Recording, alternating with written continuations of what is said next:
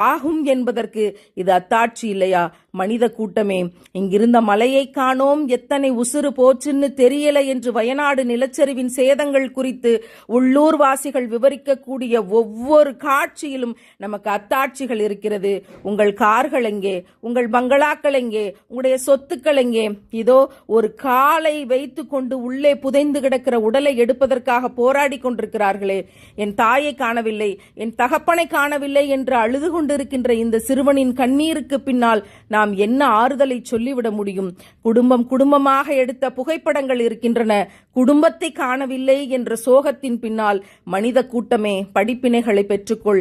எந்த மலையையும் நான் சாய்ப்பேன், அது தூள் தூளாகும், அது பொசுங்கி போகும், கட்டிடங்கள் அனைத்தும் அழிந்து போகும், ஒரு நொடியில் அது நடக்கும் என்று இறைவன் சொன்ன காட்சிகளை உலகம் அத்தனையிலும் பல்வேறு இடங்களில் இன்றைக்கு நாம் கண்முன்னால் பார்த்து கொண்டுதான் இருக்கிறோம். மனித கூட்டம்